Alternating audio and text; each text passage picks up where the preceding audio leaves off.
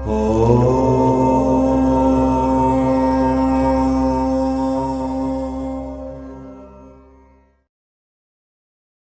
होता है जब कोई स्त्री पुरुष सावन के पावन माह में संभोग करते हैं? सावन माह में संबंध बनाना गलत है या फिर सही? सावन माह में किसे नहीं करना चाहिए संभोग? ये सारे रहस्य जानने के लिए बने रहिए वीडियो के अंत तक। मित्रों नमस्कार, स्वागत है आपका YouTube चैनल दीपेश कुमार पर। यहाँ कहानियाँ सुनाई नहीं जाती बल्कि पौराणिक रहस्यों को उजागर किया जाता है। मित्रों आप सभी जानते हैं कि सावन माह पूजा पाठ की दृष्टि से सभी महीनों में पवित्र और श्रेष्ठ है, क्योंकि सावन के पूरे माह भगवान शिव की पूजा होती है। तो क्या मित्रों सावन माह में संभोग करने से भगवान शिव क्रोधित होते हैं? तो चलिए भगवान शिव की इस कथा से आपके अंदर ज्ञान का दीपक जलाएं।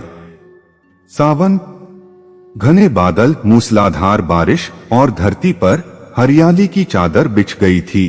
पशु पक्षी प्रसन्न थे, किंतु वहीं कैलाश पर महादेव शिव गहन ध्यान में लीन थे। ना किसी की आहट सुनते, ना किसी की प्रार्थना। माता पार्वती भी उनके इस गहन मौन को समझ नहीं पा रही थीं। वह दुखी होकर परम पिता ब्रह्मा के पास गई और पूछा, हे पितामह, यह कौन सा महीना है जिसमें महादेव पूर्ण मौन हो जाते हैं, किसी से वार्तालाप नहीं करते? ब्रह्मा मुस्कुराए और उन्होंने कहा, हे पार्वती, यह सावन मास है। इस मास में शिव पूर्ण ब्रह्मचर्य का पालन करते हैं। यह वही समय होता है जब कामदेव ने उन्हें पहले तप में भंग करने का प्रयास किया था। शिवजी ने तभी संकल्प लिया कि वे इस मास में किसी भी प्रकार का भोग नहीं करेंगे।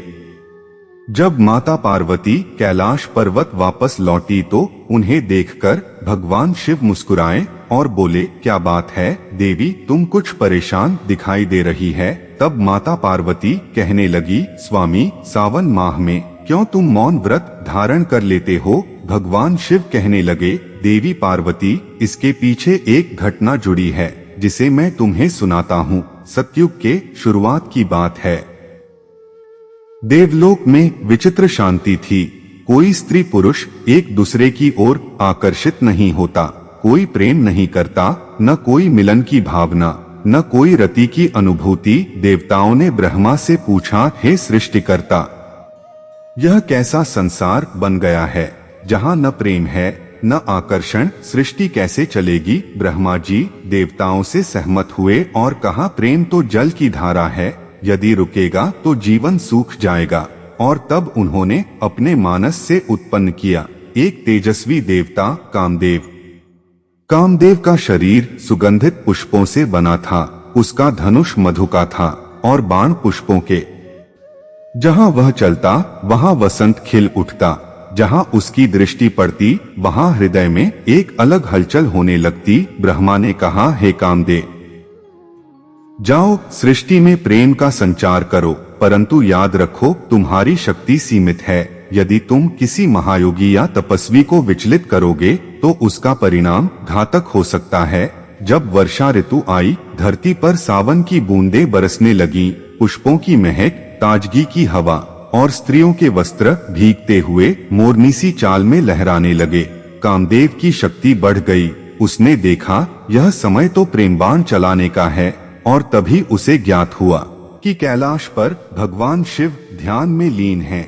कामदेव को अहंकार हुआ, मैंने ब्रह्मा से वर प्राप्त किया है। इस सावन की ऋतु में यदि शिव भी मोहित नहीं हुए तो मेरा जीवन व्यर्थ है। कामदेव कैलाश पहुंचा। उसने अपने पुष्प बाणों से आकाश को भर दिया। चारों ओर चंपा, चमेली, कुंद, कनेर की गंध छा गई। बिजली चमकी, मेघ गरजे और मंद सुगंधी हवा शिवजी के पास पहुंची। लेकिन शिव अचल, शिव अडोल, शिव निर्विकार। कामदेव क्रोधित हुआ और उसने अपना सबसे शक्तिशाली बाण चलाया, मनोमोहिनी बाण। उसी क्षण शिवजी ने तीसरा नेत्र खोला। त्रिनेत्र से निकली ज्वाला ने कामदेव को भस्म कर दिया। देवताओं ने देखा, प्रेम का देवता तो राख हो गया। रति, कामदेव की पत्नी, विलाप करती हुई शिव के चरणों में गिरी, हे महादेव, मेरे पति तो सृष्टि के प्रेम हैं, यदि वो न रहें तो संतानें कैसे जन्म लेंगी, संसार कैसे चलेगा। भगवान शिव ने तब कहा, हे रति, कामदेव भस्म हुए हैं, लेकिन वे भाव रूप में जीवित रहेंगे। सावन मास में मैंने जब उनकी परीक्षा ली तब यह सिद्ध हुआ कि यह महीना विकारों से ऊपर उठने का है, काम से ऊपर जाने का है। इसलिए सावन मास को ब्रह्मचर्य का मास घोषित करता हूँ। इस मास में जो मन, इंद्रियों और विकारों पर विजय पाले वही सच्चा योगी कहलाएगा। शिव ने कामदेव को अदृश्य रूप में सृष्टि में पुनः प्रकट कर दिया। अब वह दिखाई नहीं देता, लेकिन हर हृदय में भाव बनकर रहता है। मित्रों, अभी कथा पूरी नहीं हुई है, वीडियो को छोड़कर ना जाएं। आने वाली कथा ऐसी है जिसे सुनकर आपके भीतर छुपा कामदेव भी बाहर आ जाए। भगवान शिव ने माता पार्वती को कामदेव को भस्म करने की कथा सुनाई। तभी देवलोक से देवतागण कैलाश पर भगवान शिव के पास पहुँचे और उनको प्रणाम करके बोले, प्रभु, अनर्थ हो गया। एक ऋषि जिसने काम पर विजय पाली है, अपने आप को महादेव के बराबर समझने लगा है, वह बैठा है हिमालय की एक शिखर पर, जहां हवा भी उस तपस्वी के मुंह से निकली मंत्रध्वनि सुनकर ही बहती है। वह श्री सौम्य तप कर रहा है, उनकी आंखें बंद है, शरीर पर केवल भस्म का लेप, वर्षों से मौन व्रत में है। वातावरण ऐसा है कि पत्ते भी बिना अनुमति गिरते नहीं हैं। शिव की आराधना, ध्यान, प्राणायाम और समाधि ऋषि सौम्य को पूर्ण निष्काम बना चुकी है। हे भगवान, सभी देवता उनकी प्रशंसा करते और कहते हैं, यह ऋषि तो कामदेव के ऊपर विजय पा चुका है। देवताओं की बातें सुनकर भगवान शिव मुस्कुराए और बोले, क्या वह सचमुच ब्रह्मचारी है या बस अभी तक उसकी परीक्षा नहीं हुई।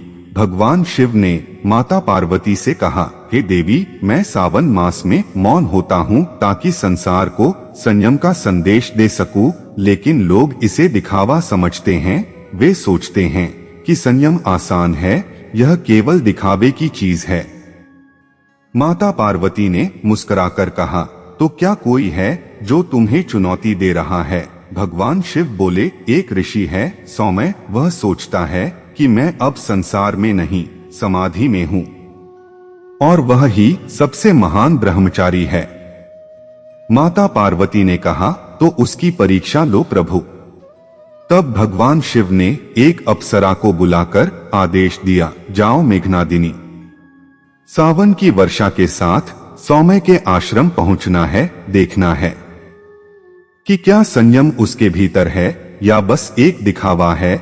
मेघनादिनी जो आकाश की अप्सरा थी, उसे भगवान ने वरदान दिया था, तेरे स्पर्श में सौंदर्य होगा, तेरे स्वर में रति की गंध और तेरी आंखों में सावन की गहराई। सावन का पहला सोमवार था।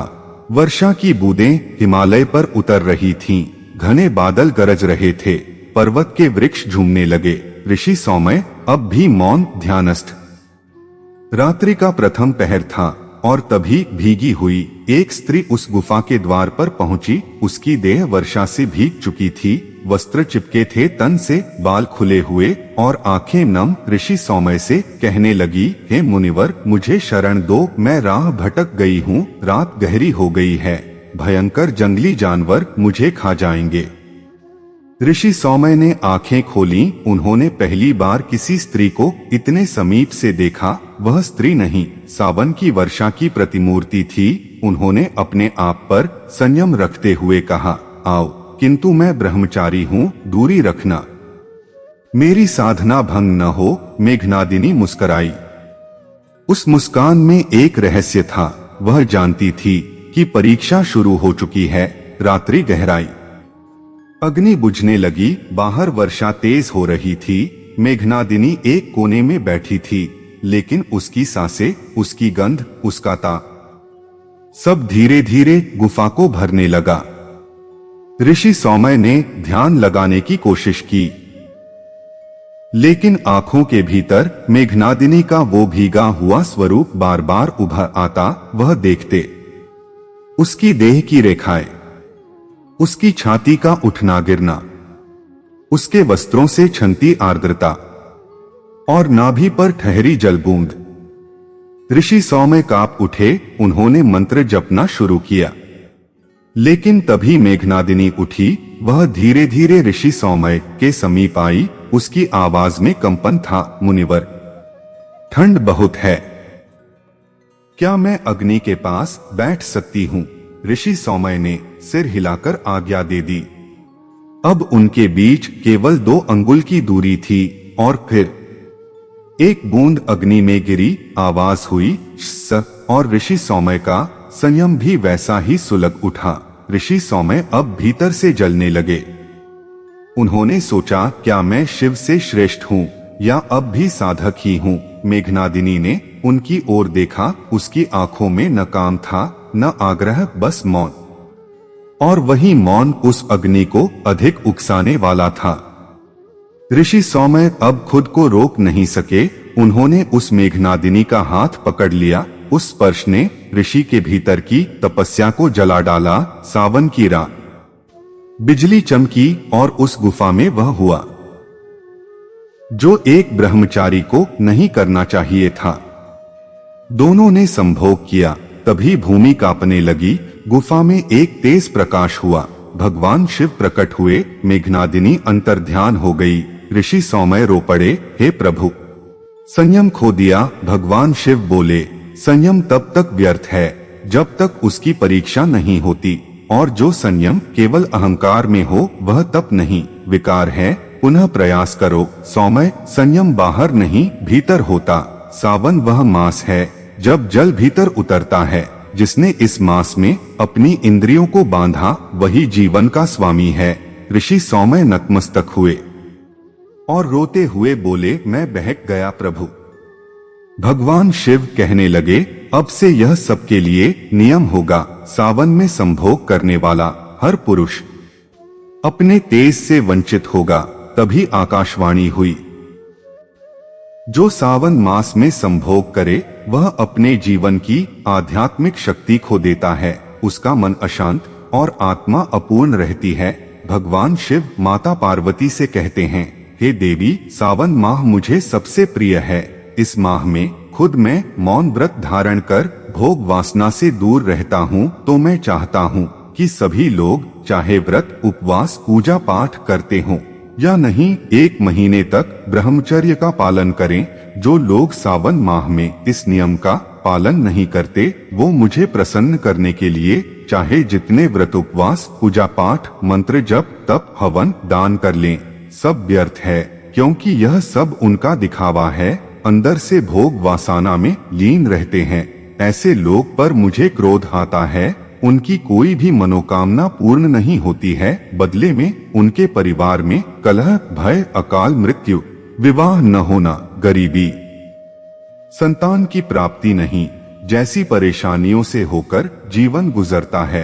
तब माता पार्वती कहने लगी, स्वामी, एक छोटी सी भूल का इतना कठोर दंड। महादेव मुस्कुराए कहने लगे, देवी, तुम कितनी भोली हो, यह नहीं जानती कि लोग कैसी कैसी मनोकामना लेकर मेरे पास आकर मेरी परीक्षा लेते हैं। क्या देवी, मैं उनके ब्रह्मचर्य की परीक्षा नहीं ले सकता? वो अपनी मनोकामना के बदले इतना भी नहीं कर सकते। माता पार्वती मुस्कुराई और कहा, ठीक है स्वामी। तो मित्रों, सावन केवल झूला, गीत या प्रेम का मास नहीं है।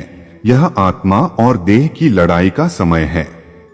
जिसने इस मास में इंद्रियों को जीता वही भगवान शिव के निकट जाता है, और जिसने संभोग किया उसने अपनी ही ऊर्जा को खत्म कर दिया। सावन मास केवल शारीरिक तप का समय नहीं बल्कि आंतरिक स्थिरता और आत्मशुद्धि का महीना है। यदि इस महीने में भोग विलास से दूरी बनाई जाए तो आत्मा में दिव्यता का संचार होता है। क्या आप तैयार हैं इस सावन अपने भीतर के सौम्य को बचाने के लिए? और इस कथा को जरूर शेयर करें ताकि लोग वासना और व्रत के बीच का अंतर जान सकें। वीडियो अच्छी लगी हो तो लाइक करें। अगर दीपेश कुमार यूट्यूब चैनल पर पहली बार आए हैं तो चैनल को सब्सक्राइब कर लें क्योंकि हम लेकर आते हैं पौराणिक रहस्य जो आपने कभी सुने नहीं होंगे। मिलते हैं एक नई वीडियो में। हर हर महादेव।